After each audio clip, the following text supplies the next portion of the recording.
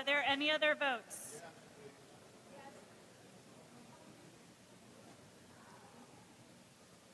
Announce the results. Ayes 85, noes 2. Bill is passed. Assembly 1861C, Calendar 499. Ms. Mayor, an act to amend the social services law.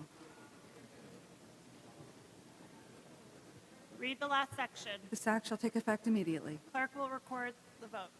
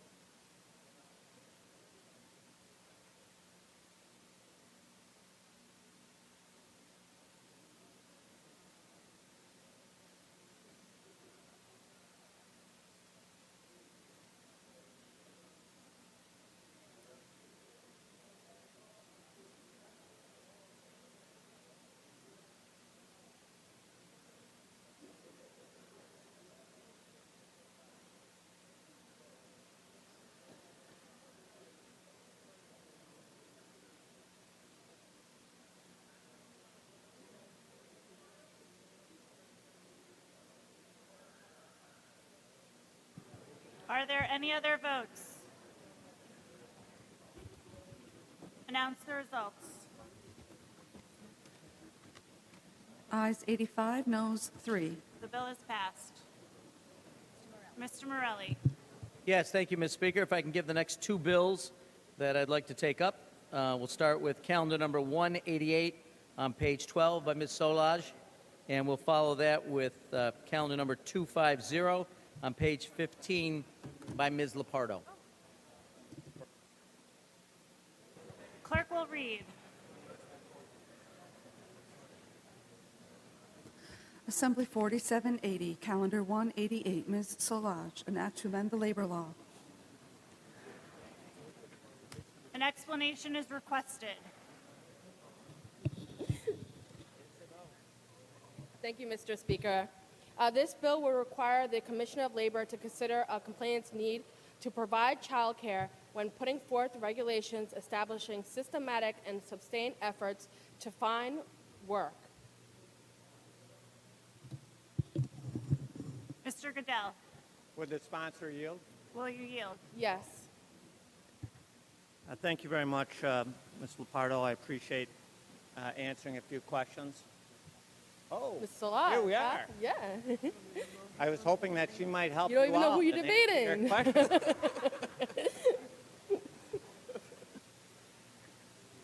Under the current law, as you know, if a person is laid off, in order to collect unemployment, they have to be Could you just speak louder? I can't hear you. certainly. Well, why don't we get control of the House and we can?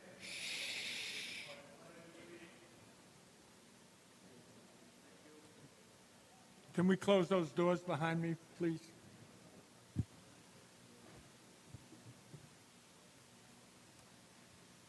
And now, As you know, under current law, if a person is laid off and they're collecting unemployment, they have an obligation to be actively looking for work.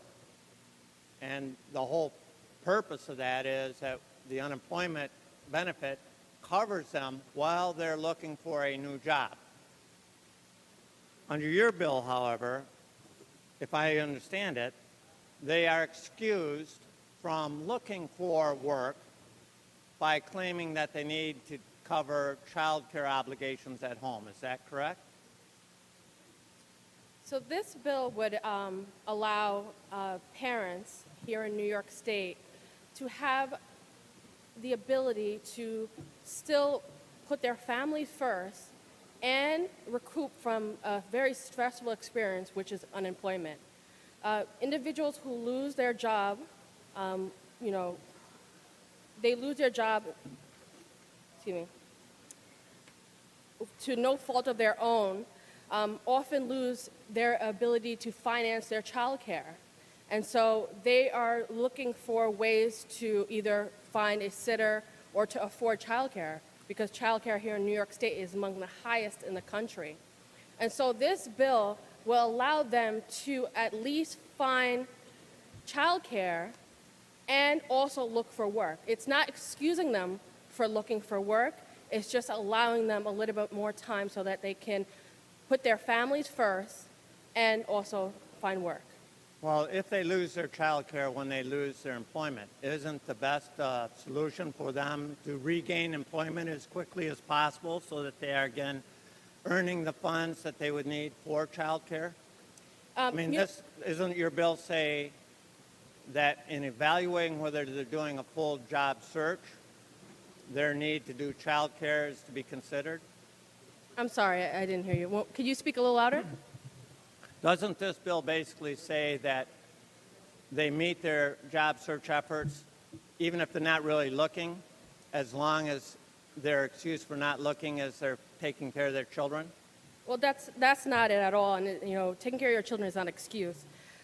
Compliance must do at least 3 work search activities each week on different days of the week, and must include at least one of the first 5 criterias in the bill, and it's listed in the bill of all the criterias.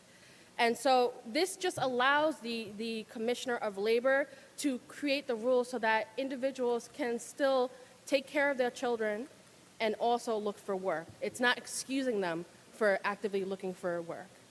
Does this then authorize them to turn down work if that work offer from a bona fide employer is inconsistent with what they subjectively view as their child care needs?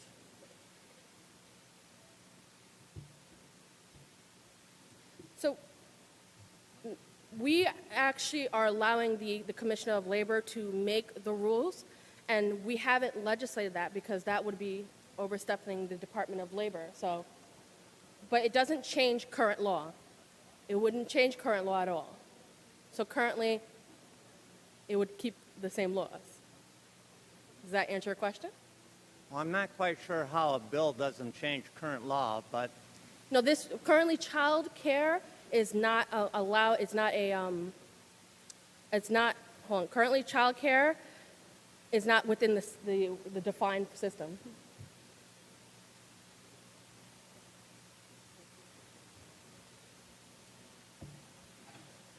perhaps it would be helpful if you could explain a situation where So this bill would kick in and make a difference in what current law is. the example that you put forth earlier would not be included in this bill. It doesn't change current law, and this bill does not discuss what your question is proposing. Okay, so make it more simple for me if you wouldn't mind. What situation would this apply, and how would it change current law in a practical example?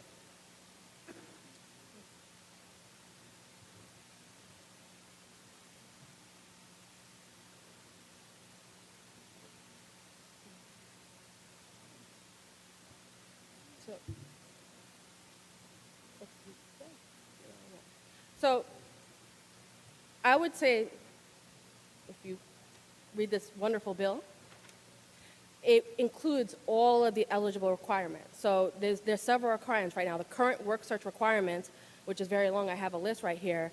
To be eligible for the benefit, you must be actively seeking for work. So you must be using unemployment resources offered by career centers. You have to visit a job site and complete a job application. You have to submit a job application or resume in response to a public notice. The list goes on of all the requirements. So we're not changing the requirements, these work search requirements. All we're saying is that we are allowing that we would be requiring child care concerns to be incorporated in the decision of the Commissioner of Labor's work search regulations. Okay, thank you for that clarification on the bill. On the bill, Mr. Goodell. So under current law, if you're laid off, you have an obligation to look for work. That's current law. Notwithstanding that, our unemployment system has been suffering from serious financial issues, as you know. We've had to raise rates, we've had premium surcharges, and our rates are amongst the highest in the nation. This bill says that in evaluating whether an individual is meeting their work search obligations, the Department of Labor should take into account their child care needs. The problem with that is those child care needs are almost entirely subjective. Over the past decades, we've seen a shift where much of the child care was provided by immediate family and friends, work share opportunities, situations where one family watches the kids for another and vice versa. And we've been moving into paid child care. So this regulation takes it, or this statute takes it one step further and says, if the Labor Department is questioning whether you're doing a job search effort and you're doing it diligently, you can come back and say, well, I have to take care of kids at home.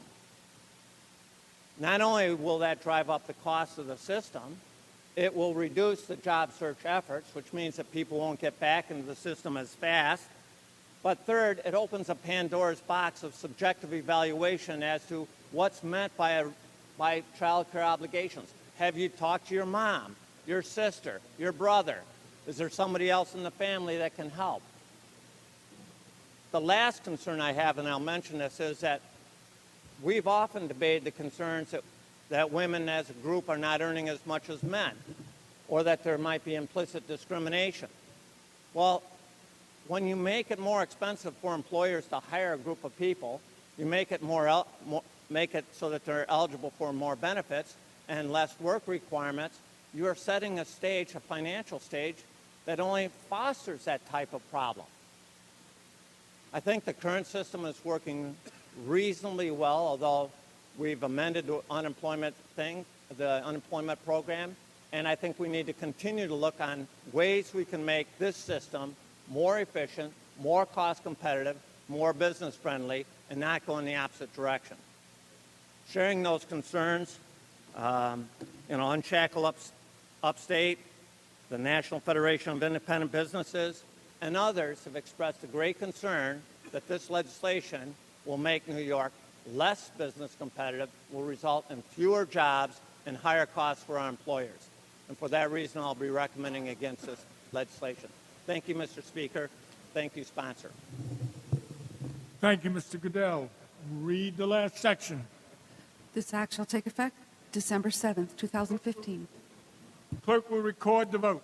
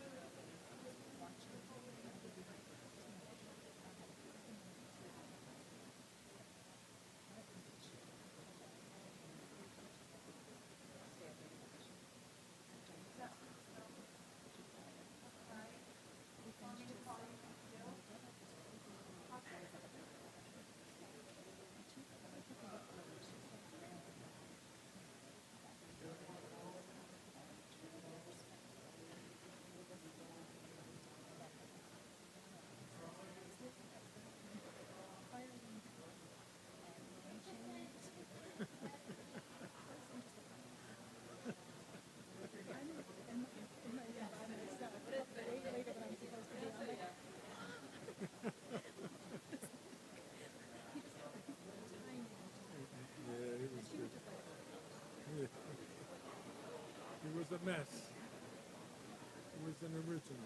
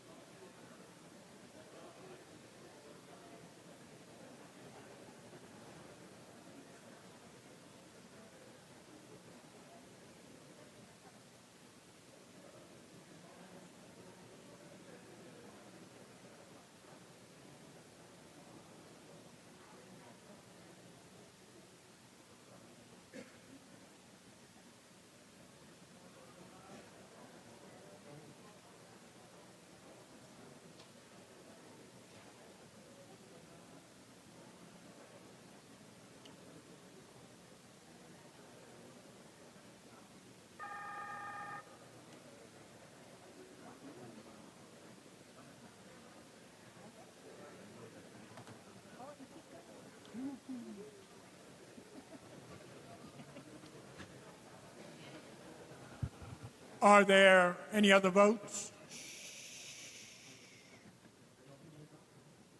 Announce the results. Ayes 81, noes 34. The bill is passed. Assembly 6568A, Calendar 250, Ms. Lepardo, an act to amend the social services law.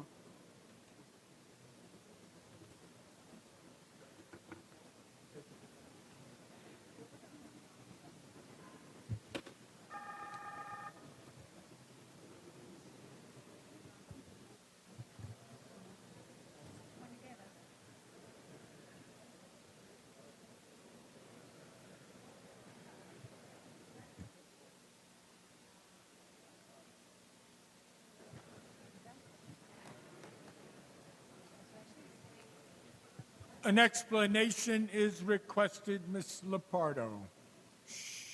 Thank you. Certainly. This bill would require that local social service districts make payments to providers for at least 12 absences in a 6-month period. Regulations currently allow for 24 absences in a 6-month period. However, only 53 out of 58 counties offer this. We are trying to provide some predictability, some stability, and a guarantee to our child care providers who are struggling that these absences will in fact be reimbursed. Many counties have much more generous offerings than this. We're just trying to provide in statute a guarantee of at least 12, which is halfway between what the regulations are stating at, as I mentioned earlier, 24.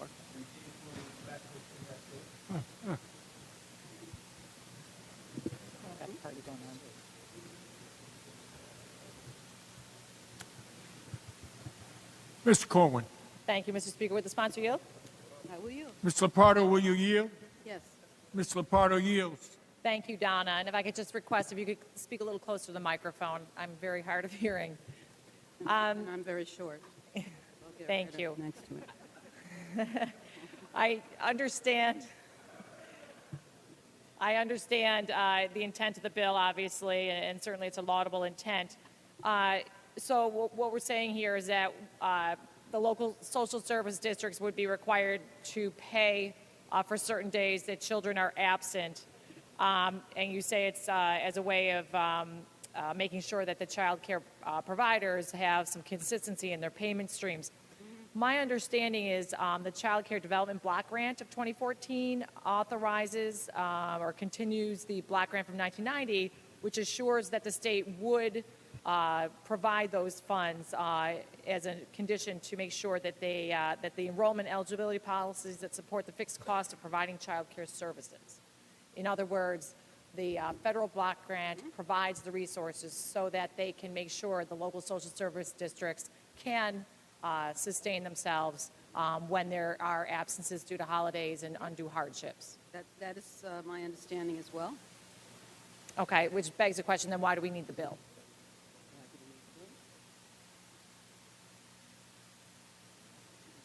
Well, it's not currently a requirement, and we just feel that by codifying this, we will at least have a guarantee moving forward, because we, as you know, have applied for numerous waivers on that extension, and we'll know shortly whether or not we've been granted those waivers. So we're trying to get this in while the going is good. I see. One concern I have, and maybe you can help me to understand, if we are asking the local social service district to pay for these absences, we're obviously tapping into their resources. Wouldn't that have a chilling effect on opportunities for new families to come in and have opportunities for their children? Because there's fewer funds, I would think that you'd end up having fewer opportunities for other children to be able to participate in the programs. Well, as I mentioned earlier, most counties have much more generous benefits. At my own county, 15 absences. For example, in Erie County, up to 15 absences per month. So we're really trying to focus on those counties. There are a few that don't offer any absences as well. We're trying to provide continuity for that very family that moves from one county into another, that they will have that guarantee. Certainly, if this bill passes, and with the reauthorization, if we have additional requirements, we're going to have to look at that in our upcoming budget so it doesn't become an unfunded mandate. But many counties have already approached this very responsibly. This is a conservative measure trying to at least codify half of what the regulations require already. So if this bill were to become law, it would basically impact a handful of counties. Have you had the opportunity perhaps to reach out to those counties and find out why they're not already doing it voluntarily, since the majority of them already are? I have not, but I'd be happy to do that. Because I would wonder if the reason for that is lack of resources, which means that if it were because of lack of resources, this isn't going to help their cause. Right, understood. So, all right, thank you, Donna. On the bill, Mr. Speaker. On the bill, Ms. Cohen. Absolutely, we need to have consistency for our families and for the child care providers. We need to make sure that they are there to provide the services when we need them. But again, this is one of these situations where the real economics of the situation come into play. We have X number of dollars that are available for child care, and if we're giving more of them for slots where there are a lot of absences, that's that many fewer kids who could come into the system. And certainly it sounds to me from my read that the federal government already provides resources to allow for that continuity of services already. The fact that there's 52 counties already doing it tells me they can afford to do it, and so they're happy to do it, that the remaining counties probably have a financial reason for not being able to do it. What I would suggest, rather than having this bill, is perhaps taking a closer look at those counties and perhaps doing some sort of appropriations or line items in the budget to help them alleviate that problem. Thank you, Mr. Speaker. Thank you, Ms. Cohen. Mr. Goodell. Thank you, Mr. Speaker. Would the sponsor yield? I will yield. Will you yield, Mr. Lepardo? Yes, I will. Sponsor yields. Aye. 1 minute before we proceed, can we make sure that no one comes back through this side while she's speaking, please? No. Thank you, Mr. Lepardo. I was looking for answers on the previously sponsored bill, but since it was sponsored by somebody else, I thought I'd save some additional questions for you. Well, that's so nice of you. But the thrust, I thought you would appreciate that. The thrust of your bill is to require counties to pay for child care that's not provided. That's what this bill does, right? We have child care providers who count on a certain amount of income on a monthly basis. Most counties pay when there is an understandable absence, when a child is sick, when they have to go to court, when something occurs, when there's a homelessness issue, for example. I mean, there are reasons why a child may be absent. So we want to be able to provide some stability to those child care providers, and most counties do provide very generous absence policies, but not all, and not in a consistent and uniform manner. Well, from a provider's perspective, I understand it's great to be paid whether or not you provide the service. I mean, I'd love that in my small business. But the bottom line is what you're doing is requiring counties to pay for child care when the child is not there getting the service. I mean, that's what this bill does, correct? There's no secret about that. Yes, indeed. We're not trying to hide that fact. And are there other services that we require our counties to pay for when the services are not rendered? As I've said already, OCFS already in their regulations calls for up to 24 days every 6 months to be paid for absences. Most counties honor that, but some do not, and there's no guarantee that it will stay that way in the future. And that's why we're trying to codify this. Well, as you Provide can some stability. appreciate, I get your concern about Yeah. providing a service, but that they may not be rendering. But this is a very unique circumstance. There's fixed costs with salary. There's fixed costs. Child care is a very complicated matter, and Well, as you providers can- are in a very vulnerable situation right now. as you can appreciate, most businesses face the same type of issue. I mean, if you go to a restaurant, they have fixed costs. They have to have waitresses there. They have to have cooks there. They're paying for all the overhead. And they may or may not be full on that particular day. But we don't, by law, require people who cancel their dinner reservation to pay for dinner anyway, even though that may create some shortfall in revenue for the restaurant. And we, in other areas of government, don't require government to pay for services that they do not receive. And so in other contexts, what happens is the provider builds into their rate base a certain amount of anticipated absences. And so when your average is as anticipated, you come out fine. The difference in this approach is that rather than build that absence into your rate base and have all the private sector, private pay contributing to your overall absences, this bill requires the counties to pay for services that they don't get. Why should we depart from the procedure used by almost every other private sector business and carve out an exception to require our local municipalities to pay for services they don't get? Yes. And you do realize that providers are only able to charge the market rate. There's not that type of flexibility in their system of providing this service. They really are pretty much locked into a rate. We have a lot of people private pay who are paying into the system as well. It's a very fragile system as it is. And again, most counties recognize the fragility of the system and have already covered this. There's nothing new in what we're trying to do. We're certainly not trying to impose something that's not already well underway. This is a pure guarantee of a certain basic practice that's already going on. Thank you very much, Ms. Lepardo. On the bill. On the bill, Mr. Goodell. Our local governments are struggling with their own financial challenges. We hear repeatedly from them about unfunded mandates. I'm sure many of you join me when you say, yeah, we're opposed to unfunded mandates. But this is a unique unfunded mandate because we're actually requiring our local county governments, without any additional state financial aid, to pay for services that aren't rendered at all. I mean, that's the entire purpose of this bill, is to say you have to pay for child care even when the child's not there. And I don't think that's the right approach to go. It's particularly frustrating when we know that some of our counties do not have enough funding for child care at all. And so some of our counties are actually cutting back on child care subsidies for all people for services they're actually receiving. And so when we force our counties to pay for services that aren't rendered, the amount of money available for services that need to be rendered is less available.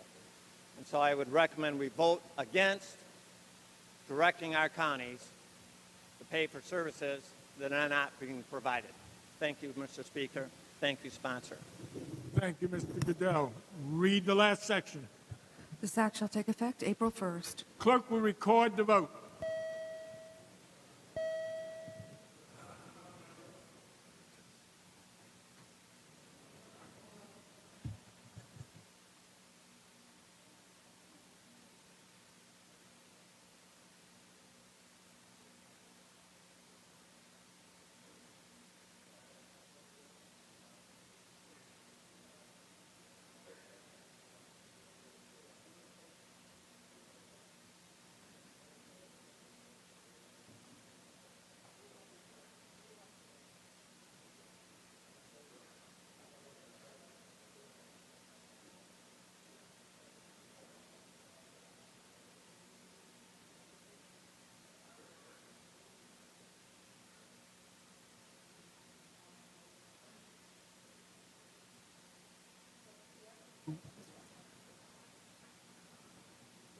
Ms. Russell to explain her vote.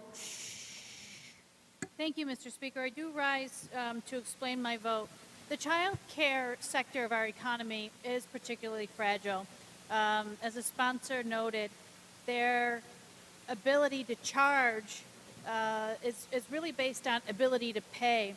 And so our poorer communities, and I would go so far as to say our poorer counties, the ability for families to pay is already hindered. So our child care providers are really unable to charge oftentimes what it costs to run their business. I think a parallel that many of my colleagues would understand are dairy farmers who really don't have the ability to receive payment for what they produce that is commensurate with the cost of production. And so, this isn't really anything new for us to understand, and that there is a role for us to play in trying to ensure that these small businesses in our state can remain viable. If we don't have the capacity for child care, that reverberates throughout our entire county's economy. And so it is extremely important to not only support the small businesses that provide child care, but by supporting them, we support all of the other businesses in the county, because they need a reliable workforce that can show up. If we do not support the child care industry, we are not going to have a strong economy, on which the county can try to grow and prosper and essentially have less people looking for services because they can't find work. So I guess I would argue that our poorest counties stand to benefit the most from this from an economic standpoint. The state is supporting the small businesses at the daycare level and ensuring that the workforce can be there for the other businesses that are integral to the county's financial status. So I'm casting my vote in the affirmative, and I urge my colleagues to do the same. Ms. Russell in the affirmative. Ms. Corwin to explain her vote. Thank you, Mr. Speaker. I'm going to vote no on this legislation. I think what is a more effective approach would be to have the counties that aren't providing this funding to conduct a study on what the problems are. Perhaps we as a legislature should be conducting that study, because I think what you're going to find is the rates that they are getting reimbursed are not being based on a fixed price that someone is arbitrarily setting. It is being based on the market rate. And as my colleague had mentioned earlier, what goes into that market rate is the cost of running that business, taking into consideration the number of absences that need to be covered. If we don't do that, then that additional cost never gets put into the market rate, and the reimbursement never gets adjusted to accommodate that. So I think that's where perhaps the disconnect is. What we really should be doing is going to these counties that aren't providing this, looking at their reimbursement structure, seeing if they are taking into consideration these additional absences, and perhaps helping them to better adjust their system. Doing it the way we are right now, or what this bill suggests, is basically just taking money away, and it's only going to make it worse for those counties. So I strongly recommend a no vote. Mr. Corwin in the negative. Mr. Abernathy. Thank you, Mr. Speaker. I rise to speak in support of this legislation. I think we've heard some arguments that confuse the issue. It makes it sound like we're requiring counties to pay for services that are not being rendered, when in fact we are paying the providers for services that are being rendered. The providers are required to allocate a certain number of spaces, to provide a professional, to provide a classroom, to provide a seat, to provide the heat and the light for a certain number of designated students. They should not be penalized if the students don't show up, if the children don't show up. If we want the spots there, we have to pay them to provide the spots. Whether the child shows up is a different issue. The issue here is, are we going to pay a sufficient amount of money so the child care provider can provide these spaces and stay in business while they're providing them? Therefore, I vote in the affirmative. Mr. Abernathy in the affirmative. Are there any other votes? Announce the results. Ayes 84, noes 29. The bill is passed.